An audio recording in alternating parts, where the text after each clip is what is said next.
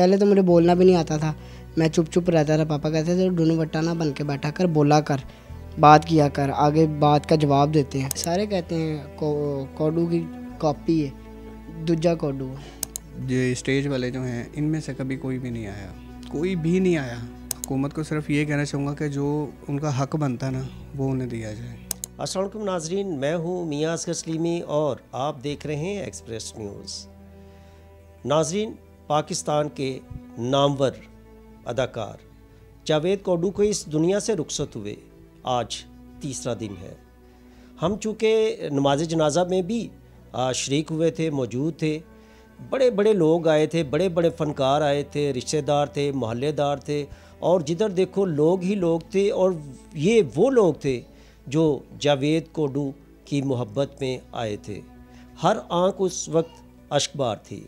और जब हमारी जावेद कोडू के साथी फ़नकारों से भी बातचीत हुई थी, रो रहे थे, कह रहे थे कि जावेद कोडू जैसा इंसान बहुत कम दुनिया में आते हैं। वो ना सिर्फ बहुत अच्छे फ़नकार थे बल्कि यारों के यार थे। और सबसे बड़ी बात ये थी कि वो हमें 5 वक्त नमाज की तलकीन करते थे।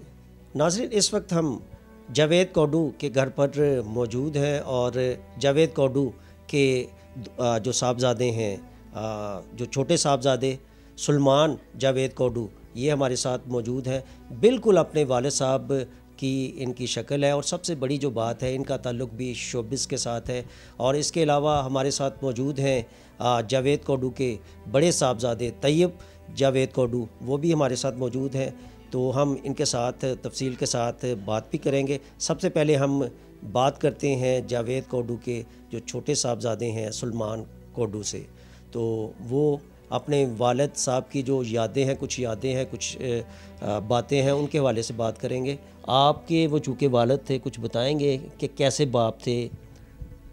पापा भी थे और दोस्त भी थे, बेहतरीन दोस्त हैं हमारे। तो आज तक पापा ने हमें दोस्त बन के ट्रीट किया था, हम दोनों भाइयों को। तो बड़ा प्यार करते थे, जो बात होती थी हम पापा से ही शेयर करते थे। तो बाप के साथ साथ एक अच्छे दोस्त भी थे हमारे। अच्छा, अक्सर होता है ना, बाप जो होते हैं वो कुछ सख्त गिर होते हैं, कुछ बड़े प्यार मोहब्बत करने वाले होते हैं। जावेद कोडू साहब कैसे थे? कैसे शफीक वालिद थे या कभी कभार डांट डपट ये भी हो जाता था? नहीं, बहुत अच्छे थे, कभी हमें ना मारा है, आज तक नहीं मारा। डांटते थे तो बस कहते थे यार ना, बस मैं जो कह रहा हूँ ना मान लो, बस ऐसे, ज़्यादा कभी डांटा नहीं। अच्छा, मैं जो कहता हूँ वो मान लो। हाँ। नसीहत भी कुछ की होगी या करते होंगे, उनकी बातें तो याद आती होंगी? अब बातें करते थे कि बस बेटा अच्छे इंसान रहना है, सबसे पहले इंसान अच्छा बनना है। मुझे देखो, अपने दादा बाबू की तरफ देखो, वो भी अच्छे थे, सब उनको अच्छा कहते थे। तो बस अच्छे इंसान रहना है, जब आप अच्छे होंगे तो सब अच्छे होंगे। अच्छा, उनका कोई ऐसा करैक्टर आपको याद हो, स्टेज का, ड्रामे का, या कोई इस तरीके से जो आपको अभी भी याद हो? कैसे अदाकार उनको आप देखते हैं? अदाकार तो माशाल्लाह बहुत अच्छे थे पापा। अदाकार के साथ साथ इंसान बहुत अच्छे थे। तो पापा का जो मुझे फेवरेट करैक्टर लगता है टीवी में, वो आशियाना वाला बाबू भाई। वो करैक्टर बहुत पसंद है मुझे। अच्छा, जब आप शोबिस, आप ख़ुद भी चूँकि शोबिस में हैं, जब आप शोबिस में आए थे, आपको उन्होंने हौसला अफजाई की थी या कहा था नहीं यार इधर ना हो, कोई और काम कर लो? नहीं, पापा ने हौसला अफजाई की थी, बड़ी अप्रिशिएट किया था कि नहीं बेटा, अब आपका दिल है इसमें तो करो, दिल लगा के करना। बस कोई अगर, पहले तो मुझे बोलना भी नहीं आता था, मैं चुप चुप रहता था। पापा कहते थे डुनू बट्टा ना बन के बैठा कर, बोला कर, बात किया कर, आगे बात का जवाब देते हैं। तो फिर पापा ने बड़ा सिखाया, मैं आके पूछता था पापा ऐसे ऐसे है, इसको कैसे प्ले किया जाए, तो वो बताते थे मुझे सारा कुछ। होता यह है कि अगर बाप का बहुत बड़ा नाम हो, जो बेटे में अगर सलाहियतें हों भी ना, तो वो ज़रा दब जाती हैं। आपको अपने वालिद साहब की वजह से शोबिस की दुनिया में फ़ायदा हुआ या नुकसान हुआ? कुछ भी कह सकते हैं, नुकसान तो नहीं कह सकते, नुकसान तो बस पापा के जाने का ही है। तो फ़ायदा भी है, बस पापा ने कहा था मेहनत करते जाओगे रास्ते खुलते जाएंगे, नीयत अपनी अच्छी रखो, साफ़ रखो, हर चीज़ होगा। और नमाज़ नहीं छोड़नी, पापा ने सारी ज़िंदगी नमाज़ नहीं छोड़ी, नीयत साफ़ रखी, अपने हर एक दोस्त के साथ, अपने अजीज़ों के साथ दिल से मिलते थे, ऊपर ऊपर से नहीं, किसी के काम को देख के हसद नहीं रखते थे। तो यही पापा ने मुझे नसीहत की थी, भाई को भी करते थे कि बस अपने काम से खुश रहना है, किसी को देख के हसद नहीं करना कि यार वो आज क्लैपन ला रहे थे मैं आज क्यों डाउन रहा। नहीं, अपने काम के साथ इंसाफ करना, हलाल करने पैसे।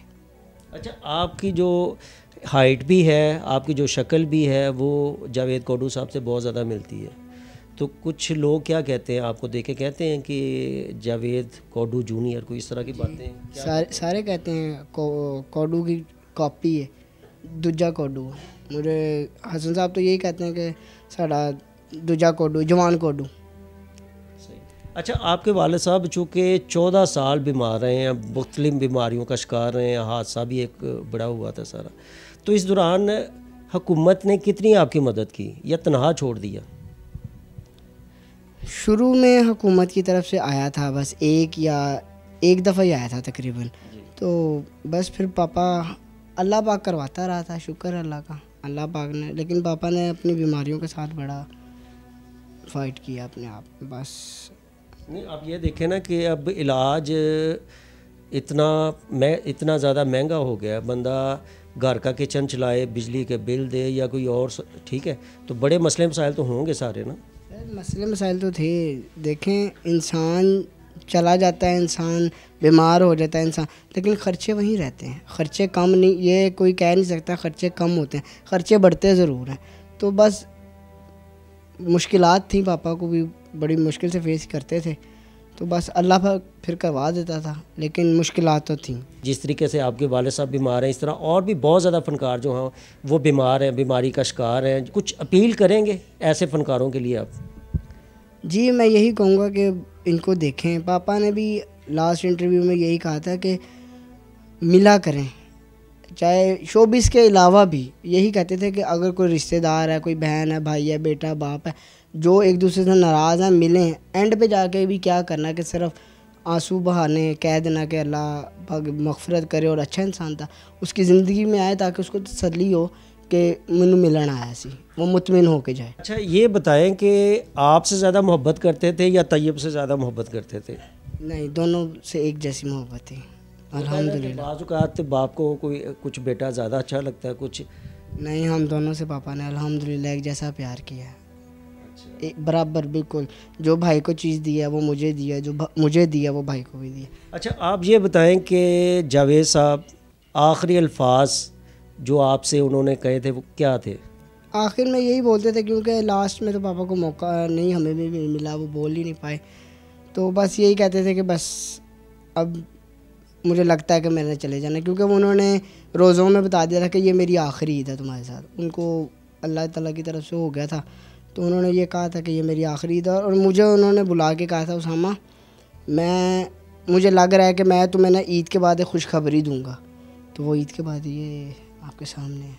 तो मैं जावेद कोडू साहब की मग़फ़िरत करे।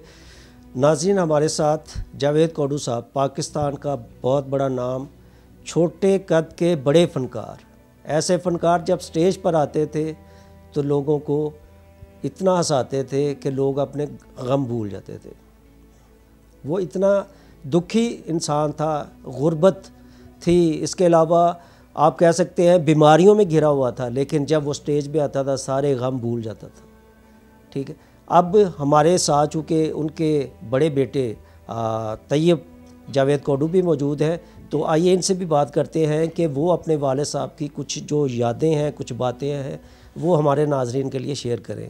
सर, उनकी तो क्योंकि टाइम ही मेरा पापा के साथ, मेरा बाहर भी कोई दोस्त वगैरह नहीं है, मैंने ऑफिस से आना है पापा के साथ, पापा को छोड़ के आना तो ऑफिस, बस यही मेरी लाइफ थी। क्योंकि वो आपको पता है टांगें पैरालाइज थी, तो वॉशरूम की हाजत के लिए तो बस उन्हीं के साथ मेरा टाइम ज़्यादा स्पेंड हुआ है।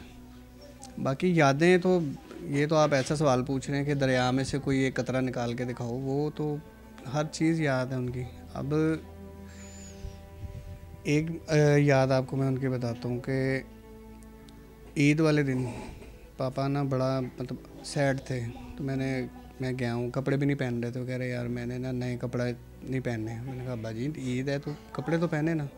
अरे मेरा दिल ही नहीं कर रहा, मैं कपड़े पा के भी इत्थे ही बहना है, मैनू कड़ा मिलन लाना किसी ने। तो वो बात जो उनकी मुझे चुभी है ना कि यार इतना मतलब बेरुखी इन लोगों ने कर दी कि कोई आके ये नहीं, ईद पे कम से कम आके पूछ लें कि भाई साहब की हाल है यार, इतने में ही वो उनकी 10 साल उम्र बढ़ जानी थी। बस अब इसके अलावा और कोई मुझे याद नहीं आ रही। अच्छा, 14 साल तकरीबन बीमार रहे हैं, तो ये कैसे पता चला था कि ये अब 14 साल अगर हम पीछे चले जाते हैं कि जावेद साहब, कोडू साहब बीमार हैं और बाद में इस तरीके से काफ़ी बीमारियां भी अटैक कर देंगी, और बीमारी की हालत में उनका वो कैसा था, वो कैसे उन्होंने फेस किया इन बीमारियों को? सर सबसे पहले तो जो आपको याद होगा कि ब्रेन हेमरेज हुआ था पापा को, तो स्टार्ट वहाँ से हुआ था। उससे पहले शो करते थे पापा, उस दिन भी शो करके लेटे थे, तो कह रहे मैं बस पानी पीने के लिए उठाऊँ, तो उठा ही नहीं गया। मतलब वो फॉलेज का जो मसला हो गया था, वो लेके हॉस्पिटल गए। मैं हॉस्पिटल में पहली बार जब मैंने होश में पापा को पहली बार हॉस्पिटल में देखा ना, तो मैं तो काबू ही नहीं रख सका अपने ऊपर। मुझे लगा था कि बस अब नहीं। लेकिन फिर उसी हॉस्पिटल के बाहर एक आयत लिखी हुई थी कि तुम में से तब तक कोई नहीं मर सकता जब तक अल्लाह ना चाहे। इस एक आयत ने मुझे इतना सुकून दिया कि मैंने कहा बस अब नहीं। और डॉक्टर्स भी हैरान थे कि जब ब्रेन हेमरेज हुआ, वो कहने कि जहाँ से आपके बाबा की नस फटी है, यहाँ से हमने कोई पेशेंट घर जाते हुए नहीं देखा। ये पहला बंदा है कि जो सही होके घर जा रहा है, तो ये भी अल्लाह का मौजज़ा था। उसके बाद फिर बड़ी आंत का ऑपरेट, फिर हार्ट अटैक हुए 2 उनको, फिर एक्सीडेंट हुआ, रॉड टांगों में थे, उसके बाद अल्सर का ऑपरेट। मतलब इतनी बीमारियाँ इतने छोटे से बंदे को, और फिर भी आखिर तक उस बंदे की ज़ुबान पे शिकवा नहीं था। उसने अल्लाह का शुक्र ही किया कि अल्लाह जैसे तू राज़ी वैसे मैं राज़ी। अच्छा, कुछ आप बताएंगे कि आखिरी 2-3 दिन जो है ना बीमारी के, ठीक है, वो कुछ क्या क्या बातें करते थे, क्या करते? आखिरी 2-3 दिन जो थे वो तो पापा ने खामोशी में गुजारे। मतलब पूछने पे भी कोई जवाब नहीं, बस यार नहीं ना छेड़ो। मतलब जिस दिन अब सैटरडे वाले दिन बीमार, जिस दिन डेथ हुई है, उस दिन बाहर बैठे हुए थे रूम से ना, मैंने बाहर बिठाया कि थोड़ी सी हवा वगैरह इनकी चेंज हो। लेकिन बाहर बैठ के भी वो उदास, और मुझे उस दिन अजीब सी एक फ़ीलिंग आई कि यार ऐसा पहले कभी मैंने फ़ील नहीं किया। हालांकि इतनी बीमारियों से पापा वापस आए, लेकिन जो उस दिन मुझे फ़ील हुआ था वो मैंने पहले कभी नहीं फ़ील किया। हाथ पाँव उनके ठंडे थे, गर्मी का मौसम है, लेकिन वो मुझे कह रहे थे कि मुझे ना कुछ उड़ा तो मुझे ठंड लग रही है। मैंने उनका बीपी चेक किया, बीपी उनका बहुत ज़्यादा डाउन था, मतलब 40-60 के राउंड अबाउट आ रहा था। तो मैं फ़ौरन से हॉस्पिटल लेके गया हूँ। वहाँ पर उन्होंने कोई ट्रीटमेंट किया है, ड्रिप्स लगाई हैं, तो इनका ना 90 के ऑलमोस्ट राउंड अबाउट आ गया था। तो उन्होंने कहा आप इन्हें घर ले जाएं, कुछ खिलाएं पिलाएं, तो ये इंशाल्लाह सुबह तक ना ठीक हो जाएंगे। अब रास्ते में हम लोग थे, तो गाड़ी में ही पापा को मैं बुला रहा हूँ कि पापा कुछ जूस वगैरह लें या कुछ। तो पापा बस मतलब इशारे भी समझा रहे थे, इशारे से कि नहीं घर चलें। मैं लेके घर आया हूँ, मैंने ऊपर बेड पे बिठाया। तो जाने से पहले ना कह के गए थे वालदा को कि मैंने ना यखनी पीनी है आके। अच्छा, यखनी के लिए उनको कह के गए थे, आए। तो मैंने इसी तरह उठा के मैंने बेड पे लिटाया। लिटाने के बाद मैंने उनका पापा उठें, यखनी तैयार है तो आप पिएँ। तो वो उठने की कोशिश भी की है, लेकिन उनसे उठा ही नहीं गया। फिर मैंने ऐसे सहारा दे के उन्हें उठाया, तो वो ऐसे आगे की तरफ ही गिर गए। मतलब बॉडी पे उनके जान ही नहीं थी बिल्कुल भी। तो सांस बड़ा उनका ना अजीब, इससे पहले मैंने कभी इस तरह का सांस नहीं पापा का देखा। मैं फिर से फ़ौरन लेके हॉस्पिटल की तरफ भागा हूँ। ये शालामार आपको पता है हमारे करीब है, तो रश उस दिन बहुत ज़्यादा था। वो शालामार का कोई मेला चल रहा था कोई, तो उसकी वजह से बहुत ज़्यादा रश था। लेकिन फिर भी मैं किसी भी तरह के, उस दिन मुझे था कि बस गाड़ी लगती है तो लगे, मैं बस हॉस्पिटल पहुँचना है। हॉस्पिटल पहुंचने से पहले ही उन्होंने एक आखिरी सांस ली है, मतलब सीट पे बैठे हुए थे। तो मेरा ध्यान सिर्फ इधर था, एक आगे और एक पापा की तरफ के, बस मैं पहुंच जाऊँ इन्हें लेके। तो आखिरी उन्होंने इस तरह देखा, और एक ना इस तरह एक ठंडी सी हाल ली, और उसके बाद उन्होंने गर्दन ऐसे, मुझे लगा बेहोश हो गए। मैं इसी तरह उन्हें लेके स्ट्रेचर के बगैर ही मैं भागूँ कि ICU में पहुँचे हैं। वहाँ बेड पे लिटाए इन्हें मैंने। तो डॉक्टर्स तो मेरे ख्याल देखते ही समझ गए थे। उन्होंने उस वक्त तो मुझे कुछ नहीं, उन्होंने कहा आप बाहर वेट करें। 5 मिनट गुजर के मैंने पूछा जी क्या तबीयत का आलम है इनकी। वो कह रहे हैं कि जी डॉक्टर साहब देख रहे हैं, आपको बताते हैं। वो फिर ECG उन्होंने की। ECG में उन्होंने डिक्लेयर कर दिया कि जी आने से पहले ही डेथ हो गई भी थी। तो वो एक सदमा ऐसा था कि बयान नहीं कर सकते, क्योंकि बाप का साया आपको पता है कि इसका ऑल्टरनेट दुनिया में है ही नहीं, ये कभी कमी पूरी हो ही नहीं सकती है। बस अल्लाह ताला मुझे अब हिम्मत दे कि मैं अपने घर को लेके चलूँ, सहारा बनूँ छोटों का। अच्छा, चूँकि अब आप चूँकि घर के सरबराह भी हैं, तो कुछ हुकूमत से कोई अपील करना चाहिए। वैसे तो मैंने देखा है कि जावेद कोडू साहब बड़े खुददार थे, बीमारियों से लड़ते रहे, और लेकिन उन्होंने हुकूमत के आगे भी ठीक है डिमांड नहीं की, जैसे वो काफ़ी लोग करते हैं कि हमारा इलाज मुआवजा किया जाए, माली मदद की जाए, सारा ठीक है। तो कुछ वैसे आप अपील करना चाहेंगे, कुछ कहना चाहेंगे हुकूमत से?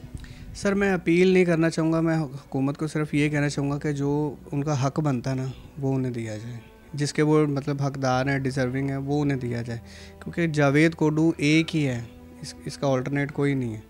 तो जिस तरह उन्होंने पाकिस्तान का नाम दूसरे मुल्कों में भी रोशन किया है, इसी तरह अब गवर्नमेंट को चाहिए कि थोड़ा ख्याल करें कि उनका वो ज़िंदगी में तो उन्होंने नहीं इनको वो मतलब प्राइड ऑफ परफॉर्मेंस दिया, तो कम से कम अभी इनको दिया जाए। अच्छा, एक तो आपका सही बात है, लाजमी बात है कि 45 साल से ज़्यादा उन्होंने फ़न की खिदमत की है और जो लोगों के चेहरों पर वो हंसियाँ खुशियाँ बखेरी हैं सारी। तो वही मैं समझता हूँ कि प्राइड ऑफ परफॉर्मेंस जो है ना वो तो उनका हक है। सर हक लेने के लिए अल्हम्दुलिल्लाह मैं पापा को गर्मी में बाइक पे बिठा कर लेके जाता रहा हूँ। वो मेरे ख्याल कैसर जवेद हैं कि कौन है, उनके पास जाते रहे हैं। जिनको मिलना चाहिए उनको मिलता नहीं है और जिनको नहीं मिलना चाहिए उन्हें 4-4 मिल रहे हैं। मतलब ये तो एटलीस्ट नहीं होना चाहिए। अब जावेद कोडू एक ही हैं तो उन्हें कम से कम एक प्राइड ऑफ परफॉर्मेंस तो मिलना चाहिए कि यार उन्होंने सारी ज़िंदगी लगा दी एक फ़न के लिए। तो आप लोगों से ये नहीं हो सका कि उनकी ज़िंदगी में उन्हें खुश कर देते आप। सर ये अलमिया है हमारा, ये पाकिस्तान। सर जब जावेद कोडू साहब इंतकाल हुआ है, नमाज जनाजा पे तो हमने देखा था लोग ही लोग थे, बड़े बड़े फ़नकार आए हैं। लेकिन जब वो हयात थे, फ़नकारों का उनके साथ क्या रवैया था? बीमारी की हालत में वो उनकी तीमारदारी के लिए आते थे या बिल्कुल उनको तनहा छोड़ दिया था? साथी जो फ़नकार हैं उन्होंने जी फ़ोन पे कभी किसी से रब्ता, चाचू रैम्बो से, चाचू काशिफ से, सुहेल साहब से, इनसे फ़ोन पे बात हो जाया करती थी। अदरवाइज़ क्योंकि ये इनके आपको पता है मसरूफियात इस तरह की हैं कि कभी आउट ऑफ स्टेशन है कभी के, लेकिन ये फ़ोन पे उनसे रब्ते में रहते थे। लेकिन बाकी जो इनके फ़नकार हैं जैसे और जो स्टेज वाले जो हैं, इनमें से कभी कोई भी नहीं आया, कोई भी नहीं आया। हाँ जी बिल्कुल, जिस तरीके से अभी तैयब जावेद कोडू ने भी कहा है कि जब वो हयात थे कभी कभार किसी साथी अदाकार का कॉल आ जाती थी, फ़ोन आ जाता था, लेकिन उन्होंने माली तौर पर मदद करना तो बड़ी दूर की बात है, आकर इयादत भी ना की। यही हाल जो है हुकूमत का भी था कि हुकूमत ने भी बड़े फ़नकार, छोटे कद के बड़े फ़नकार, उनको बिल्कुल यकसर और नज़रअंदाज किए रखा। 14 साल बीमारियों से लड़ते रहे हैं, सिर्फ़ और सिर्फ मदद मांगते रहे हैं, अल्लाह ताला से सिर्फ उन्होंने मदद मांगी है। और जिस तरीके से अभी जावेद कोडू के जो बड़े साहबजादे तैयब जावेद कोडू ने भी एक मुतालबा किया, बल्कि एक बड़ी ज़बरदस्त उन्होंने एक तजवीज़ भी दी है, डिमांड भी की है कि कम अज़ कम उनको आपने, पूरी दुनिया में जावेद कोडू सिर्फ़ एक ही थे और 45 साल बड़ी उम्र होती है, बड़ा अरसा होता है, और उन्होंने 45 साल सिर्फ़ और सिर्फ इस फ़न की खिदमत की है। तो उनको प्राइड ऑफ परफॉर्मेंस ज़रूर मिलना चाहिए था, उनकी ज़िंदगी में मिलना चाहिए था। बल्कि अगर उनकी ज़िंदगी में नहीं मिला, लेकिन कम अज़ कम अब तो उनको प्राइड ऑफ परफॉर्मेंस से आला तरीन जो हुकूमती अवार्ड है उससे नवाजा जाए।